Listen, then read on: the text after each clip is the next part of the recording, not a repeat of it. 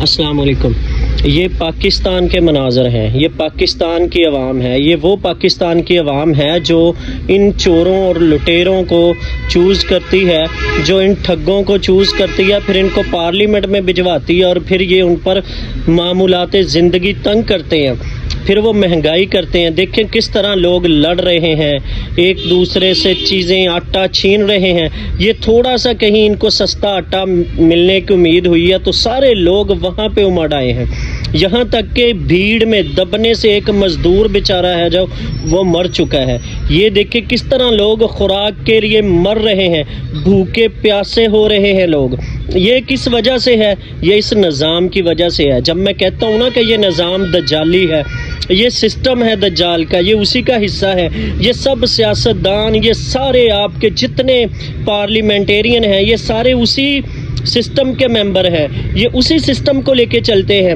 ان کی اپنی عیاشیاں، ان کے اپنے پروٹوکولز، ان کے اپنی کوٹھیاں، گاڑیاں، بنگلے، ان کے اپنے بچے جو باہر ملکوں میں پل رہے ہیں، ان کی عیاشیاں دیکھیں گے، سب بھوک افلاس ان کی عیاشیوں کی وجہ سے ہے۔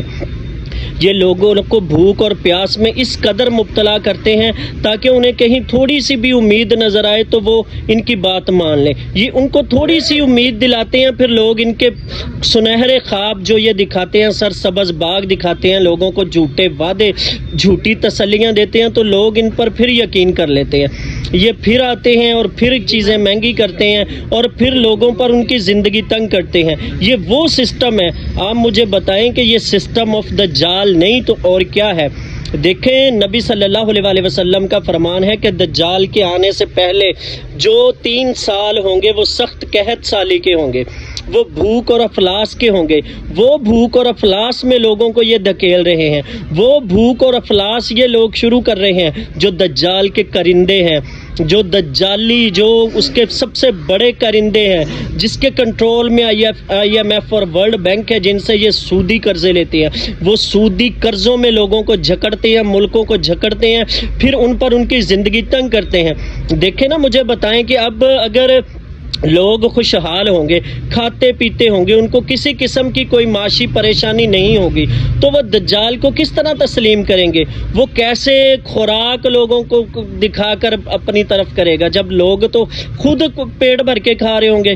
تو لوگوں کو جب تک یہ بھوک اور افلاس میں نہیں پہنچا دیں گے تب تک یہ دجال کے لیے جو گراؤنڈ تیار کر رہے ہیں ان کی وہ نہیں ہوگی۔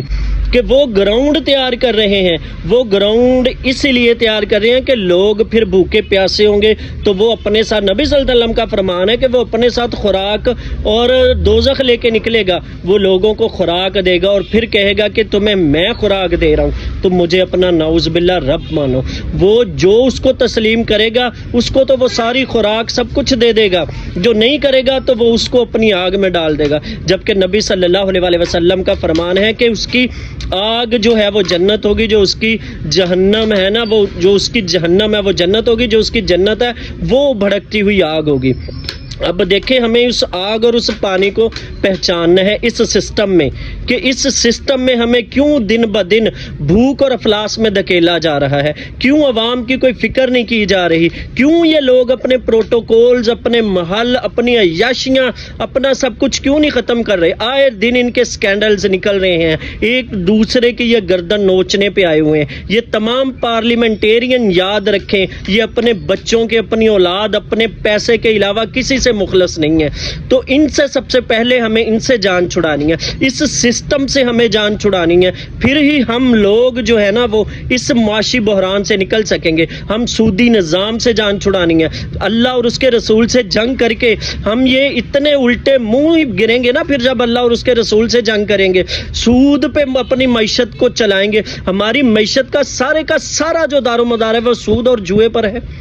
تو وہ سود جس کو اللہ تعالیٰ نے کہا ہے کہ فَأَذَنُوا بِحَرْبٍ مِّنَ اللَّهِ وَرَسُولِهِ، کہ تم اگر سود نہیں چھوڑو گے تو میں اور میرے رسول کے لیے جنگ کے لیے تیار ہو جاؤ۔ ہم اعلان جنگ کیے ہوئے ہیں اللہ اور اس کے رسول سے۔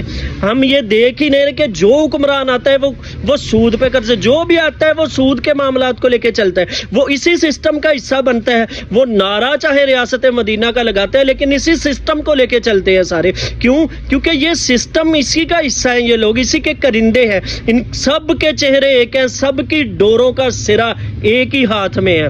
اور وہ ہاتھ ہے نا جو وہ دجال کا ہے، ہمیں اس ہاتھ کو پہچاننا ہے، ہمیں ان کی اوقات کو پہچاننا ہے، ہمیں ان کے خوبصورت حسین چہروں کے پیچھے بدنما شیطان کو پہچاننا ہے، جس کے ہاتھ میں ان کی ڈوریں ہیں، جو ان کے دل ہیں پتھر، اشد قسوۃ من الحجارہ، کہ ان کے جو دل ہیں وہ پتھروں سے بھی زیادہ سخت ہوئے پڑے ہیں اپنی عوام کے لیے۔ کیا اس طرح کوئی حکمران اپنی عوام کو بھوک اور پیاس میں دھکیلتا ہے؟ یہ سب اسی سسٹم کا حصہ ہے۔